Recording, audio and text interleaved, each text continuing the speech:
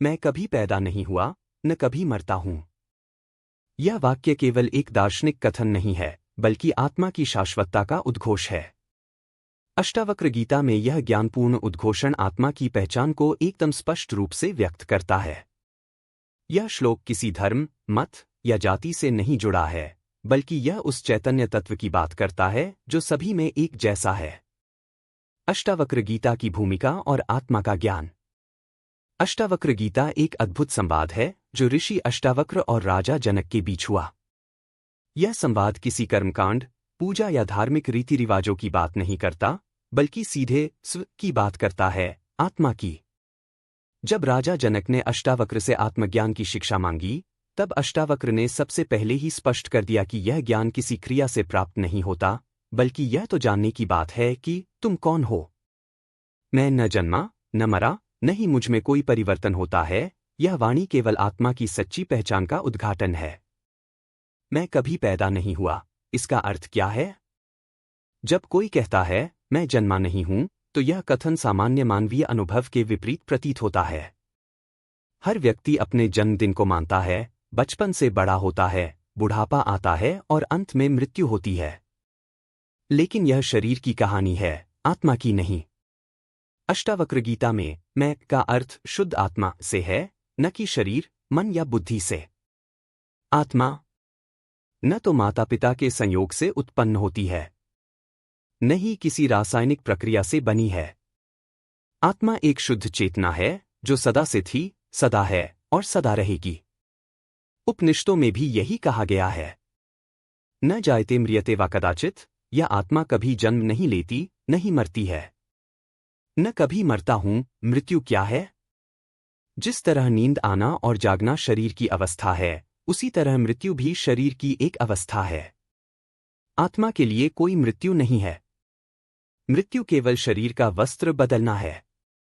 भगवद गीता में भी यही कहा गया है। वासंसी जीर्णानि यथा विहाय नवानि गृह्णाति नरोप्राणि। अर्थात जैसे मनुष्य पुराने वस्त्रों को त्याग कर नए वस्त्र धारण करता है, वैसे ही आत्मा एक शरीर त्याग कर दूसरा ग्रहण करती है। अष्टावक्र गीता में यह और भी निर्भीकता से कहा गया। तू न कभी जन्मा है, न कभी मरेगा, तू तो शुद्ध साक्षी है। देह, मन और आत्मा का भेद। अष्टावक्र गीता का एक मूल उद्देश्य यह है कि व्यक्ति अपने को देह या मन न समझे। क्योंकि देह नश्वर है, मन चंचल है और आत्मा शुद्ध, स्थिर और अमर है। जब कोई व्यक्ति अपने आप को केवल शरीर मानता है, तो वह जन्म और मृत्यु के चक्र में उलझा रहता है। लेकिन जब वह जानता है कि वह आत्मा है, तो वह इन सभी से परे हो जाता है। आत्मा साक्षी है, करता नहीं। मैं कुछ करता नहीं हूं, मैं देख रहा हूं, यह भाव ज्ञानी का होता है। अष्टावक्र गीता कहती है कि आत्मा केवल साक्षी है, वह कुछ नहीं करती, न किसी कार्य से जुड़ती है, न ही किसी परिणाम से। यही कारण है कि आत्मा पर कोई पाप या पुण्य का प्रभाव नहीं पड़ता।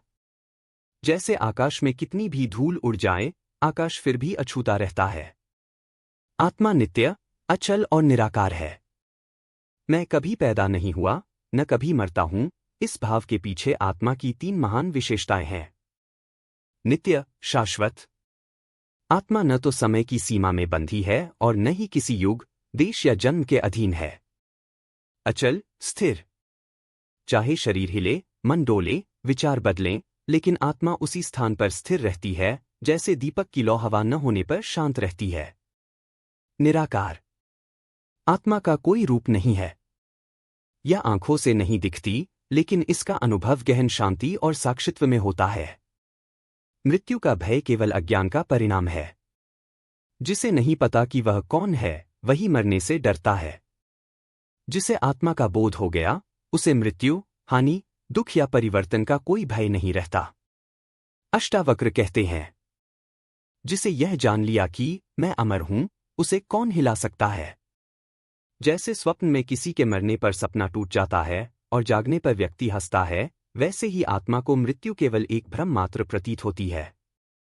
आत्मज्ञान ही मुक्ति है। जब किसी को यह बोध हो जाता है कि मैं न जन्मा हूं, न मरूंगा, वही क्षण उसकी मुक्ति का क्षण होता है।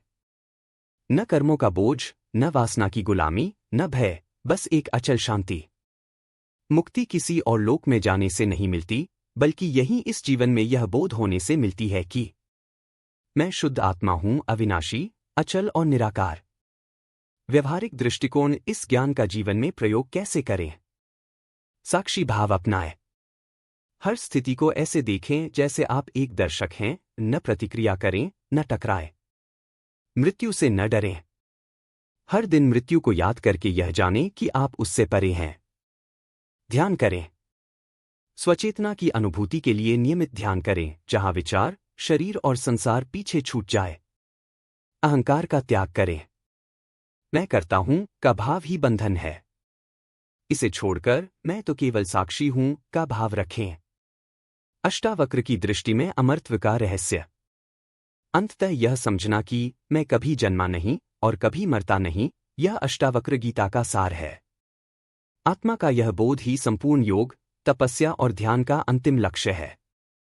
हम केवल शरीर नहीं हैं, न ही यह संसार हमारे लिए अंतिम सत्य है। हमारी पहचान शरीर, नाम, रिश्ते, उपलब्धियां या विचार नहीं है। हम वह चैतन्य आत्मा हैं जो जल से नहीं गीली होती, अग्नि से नहीं जलती, वायु से नहीं उड़ती और जिसे कोई मार नहीं सकता। अतः यही कहें, मैं शुद्ध चैतन्य हूं, न जन्मा हूं, न मरूंगा, मैं तो सदा मुक्त आत्मा हूं।